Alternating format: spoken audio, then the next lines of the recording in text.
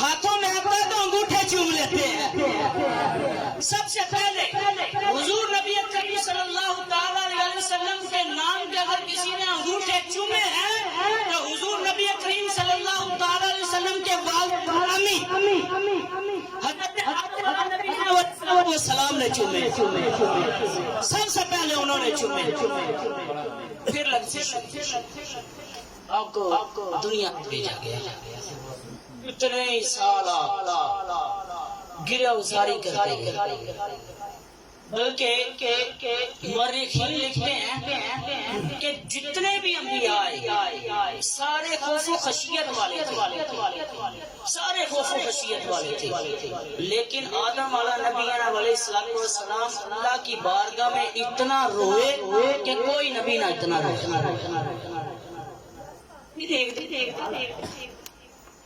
جب مجھے بنایا گیا تھا تو میں نے عرش کے پائے پہ نور محمد ہی دیکھا تھا.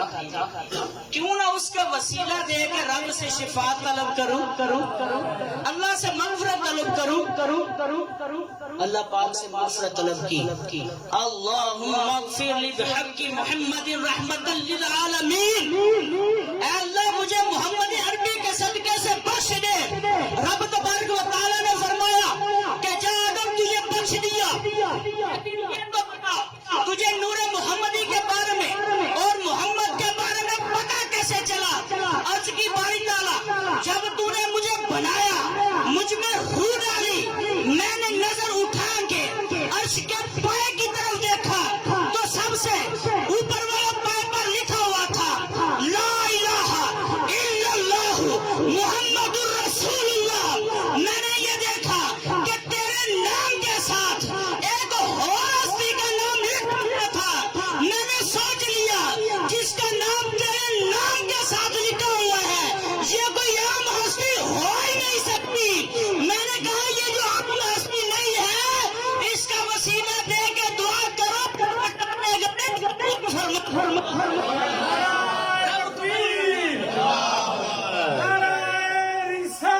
یا رسول اللہ, یا رسول اللہ, یا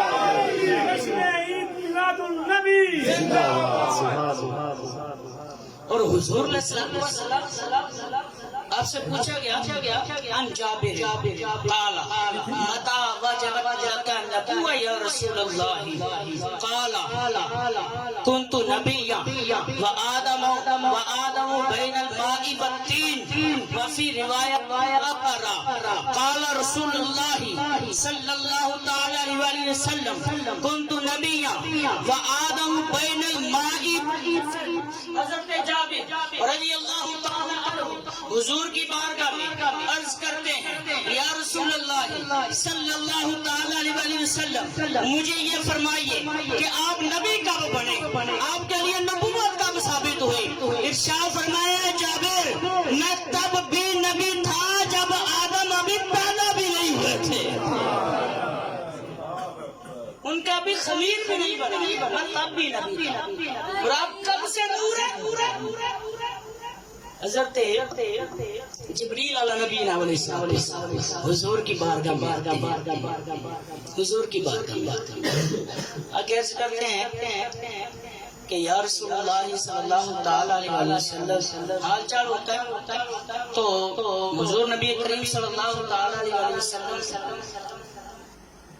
ارشاد فرماتے ہیں جبرائیل تیری عمر کتنی ہے؟ تیری عمر کتنی ہے؟ حضرت جبریل رضی اللہ تعالی نبی علیہ السلام عرض گزار ہوتے ہیں کہ یا رسول اللہ صلی اللہ تعالی علیہ وسلم مجھے اپنی تخلیق اور عمر کا تو اندازہ نہیں ہے, لیکن مقام عظمت پر ایک ستارہ طلوع ہوتا تھا اور وہ جو ستارہ تھا وہ 70,000 سال بعد طلوع ہوتا تھا. میں نے اس ستارے کو 72,000 مرتبہ دیکھا. میری عمر کا اندازہ آپ خود لگا لیجیے. ارشاد فرمایا اے جبرائیل وہ تیری عمر ہے کہ جب تو پیدا ہوا تو چلے ہوئے ستارے کو دیکھتا تھا. اے جبریل اللہ کی قسم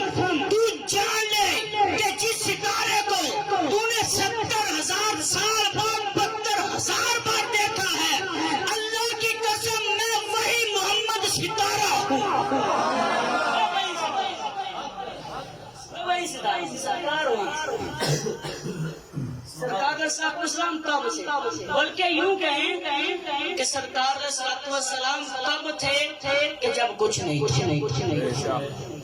سرکار علیہ السلام تب سے تھے جب آسمان بھی نہیں تھے، جب زمین بھی نہیں تھی، چاند بھی نہیں تھا، سورج بھی نہیں تھا، ستارے بھی نہیں تھے، کوئی چیز موجود نہیں تھی، حتیٰ کہ آپ کے باپ حضرت عبداللہ بھی نہیں تھے، آپ کے باپ حضرت عبد المطلب بھی نہیں تھے، بلکہ یوں کہیے کلی بھی نہیں تھے، کلاب بھی نہیں تھے، ہاشم بھی نہیں تھے، ماد بھی نہیں تھے، عدنان بھی نہیں تھے، نو بھی نہیں تھے، شیش بھی نہیں تھے، ابراہیم بھی نہیں تھے، اسماعیل بھی نہیں تھے، یوں کہیے کہ کوئی بھی نہیں تھا، حتیٰ کہ آپ کے باپ حضرت آدم علیہ نبی علیہ السلام بھی نہیں تھے، بلکہ یوں کہیے کہ آپ علیہ السلام تب سے تھے کہ جب تب بھی نہیں تھا، اب جب سے ہے جب بھی نہیں.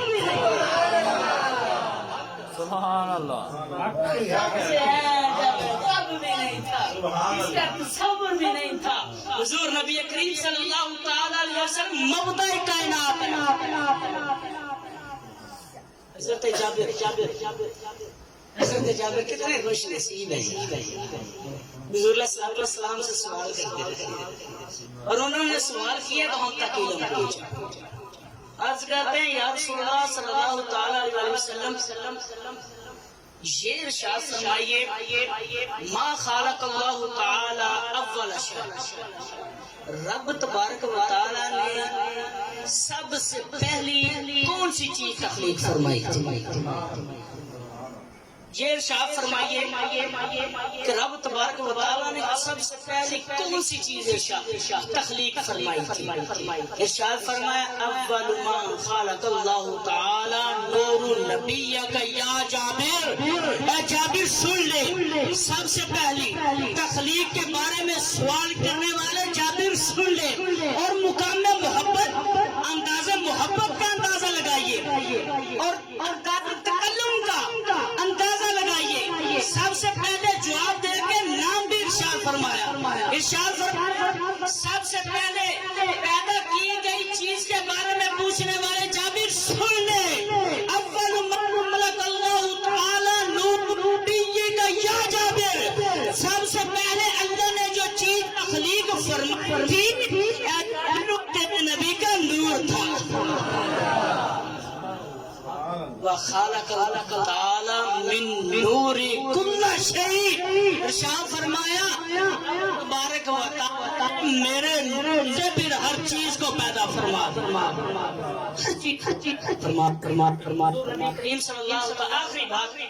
آخری حکایت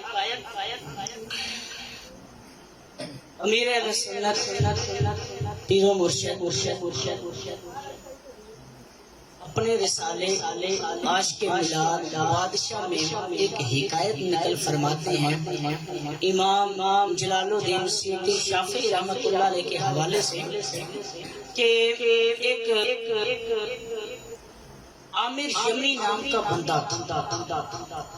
اس کی ایک بیٹی تھی جو اپاہج چل کے نہیں سکتی تھی اور اس پر جزام کا سکا جن کوڑا جزام کا سکا وہ بت پرست. وہ روزانہ اپنی بیوی کو ساتھ لے